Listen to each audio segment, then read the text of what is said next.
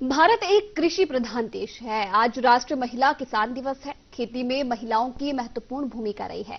आज के आधुनिक काल में खेती या यूं कहें कि कृषि में रसायनों का प्रयोग बहुत ज्यादा बढ़ गया है। ऐसे में इन रसायनों के सीधे संपर्क में महिला किसान आती है।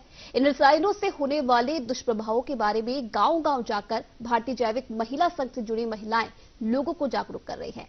इसके साथ ही संघ की महिलाएं जैविक खेती के लिए लोगों को प्रोत्साहित भी करती है। इस पर एक खास रिपोर्ट देखिए।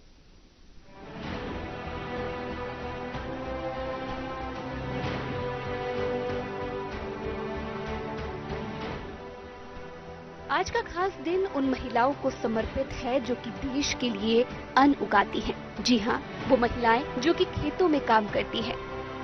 सुबह उठकर पशुओं के चारे और पानी का इंतजाम कर उनका दूध निकालकर खेतों की ओर चल देने वाली इन महिलाओं पर दो जिम्मेदारियां होती हैं, घर को संभालना और खेतों को संभालना। हालांकि कृषि प्रधान देश के पुरुष प्रधान देश में किसान का मतलब पुरुष किसान ही होता है, जबकि सभी जानते हैं कि खेती के इस मेहनत भरे कार्य में महिलाओं की भागीदारी पुरुषों से कहीं भी कम नहीं है।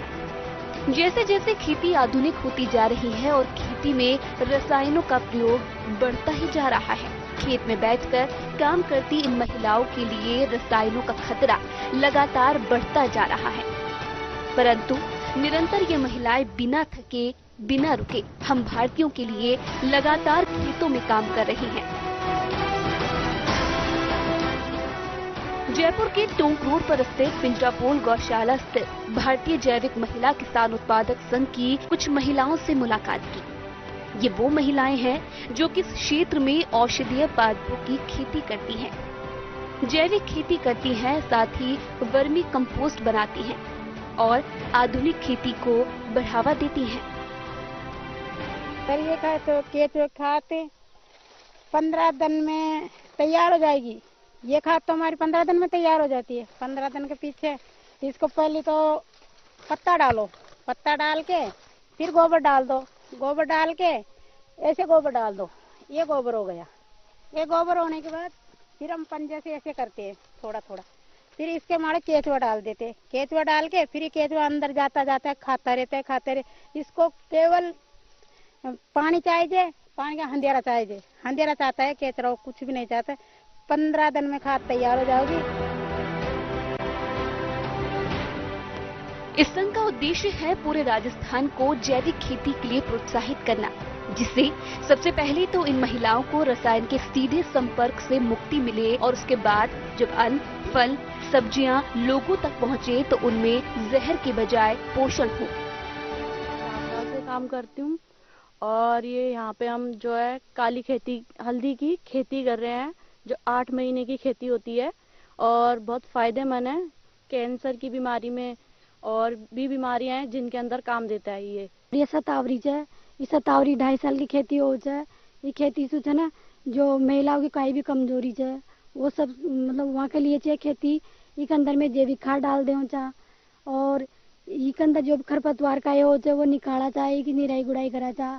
ये आंवला के ऊपर छाया दे चाहे, छाया से ना ये पौधा पे तो कोई परेशानी को ना हो। वहीं इस संघ की अध्यक्ष संगीता गौड़ पिछले कई सालों से महिलाओं को न केवल रोजगार प्रदान कर रही हैं, बल्कि गांव-गांव जाकर महिलाओं को जागृत करती हैं कि रसायन खेती को रोकें और जैविक खेती को आगे बढ़ाएं।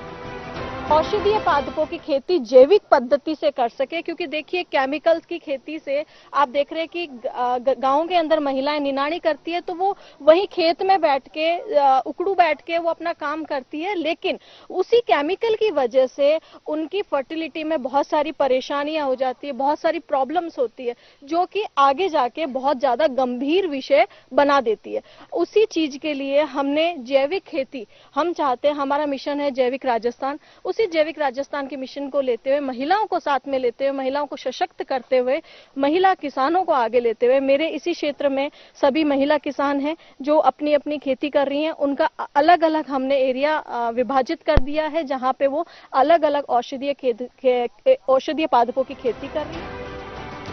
संघ के चेयरमैन डॉक्टर अतुल गुप्ता इस मुहिम के लिए कई गांवों को चिन्हित कर उन पर कार्य प्रारंभ भी कर चुके हैं और देश भर में अपने संघ की इकाइयों को पूरे देश में ही इस अलख को जगाने की कार्य कर रहे हैं।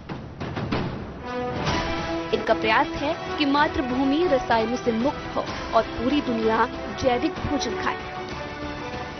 पिछले 50 सालों में 60 सालों में एक वातावरण बना दिया गया बहुराष्ट्रीय कंपनियों द्वारा और व्यापारीकरण करने वाले ऐसे व्यक्तियों के द्वारा कि आप केमिकल डालोगे तो ही आपका उत्पादन होगा। हिंदुस्तान की 125 करोड़ जनता के लिए रोज भोजन का इंतजाम कर सोने वाली इन महिला किसानों को न्यूज इंडिया का प्रणाम।